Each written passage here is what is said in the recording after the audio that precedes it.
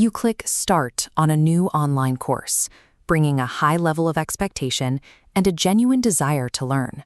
Then the first lesson loads. It's a 40-minute video. The next module is a 50-minute video. There are no questions to answer, no prompts to consider, just a one-way stream of information. Motivation line plummets. But turning the graph reveals a third variable: course structure. The motivation crash aligns perfectly with a lack of interaction. The architecture simply fails to support human attention. The challenge, then, is engineering a course environment that actively holds a learner's interest from the first second of the intro to the final sign-off. We need a structural blueprint, because how you organize the content dictates whether someone stays a passive viewer or becomes an active, successful participant. Before recording a single video or writing a single quiz, a course must answer one guiding question: what will the student be able to do at the end of this? Stating this final destination immediately in Lesson 1 removes the burden of guesswork. Learners stop wondering why a topic matters and instantly focus their energy on reaching that specific outcome.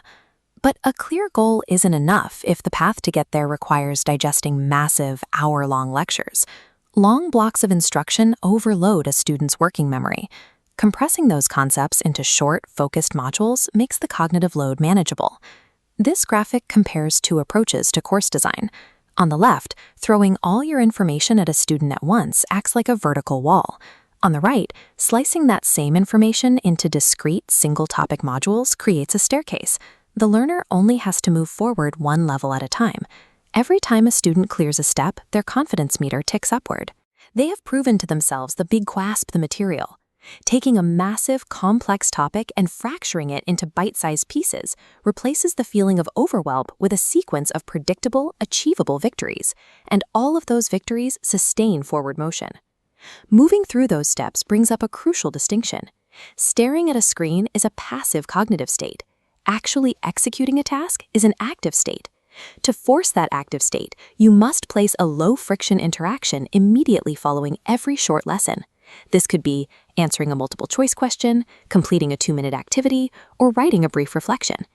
Even 1 minute of mandated participation alters the psychology of the learner.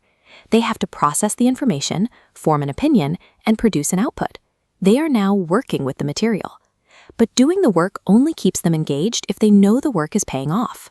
To prevent burnout, learners need to objectively see their own improvement in real time. Looking at this flowchart, we can map out a specific cycle. A short lesson connects directly to a micro-interaction, which then outputs to a visible progress checkpoint. These checkpoints take the form of graded quizzes, evaluated practice tasks, or community discussion boards. Every time a student hits one of these nodes, it validates their effort and clearly communicates that they are successfully moving forward through the curriculum. Combining immediate application with clear milestones takes a fleeting burst of initial attention and converts it into a self-sustaining engine of continuous learning. For that engine to run until the end of the course, the abstract theory being taught must bridge the gap to immediate, practical utility. As a course creator, you must explicitly answer where, when, and how your student will use these exact skills outside the virtual classroom vacuum. When you map a lesson directly to a scenario they will face at their job or in their daily life, their attention span increases naturally. The material stops being an academic exercise and gains a tangible, highly personal purpose. This entire architecture relies on a rigid, 5-part structure. You establish a clear goal, break content down into small steps, force regular interaction, display their progress constantly, and connect the lessons to reality. By engineering your course with this framework, you remove the barriers that cause students to quit. They don't just passively consume the content, they actively process the information, master the skills, and actually reach the finish line.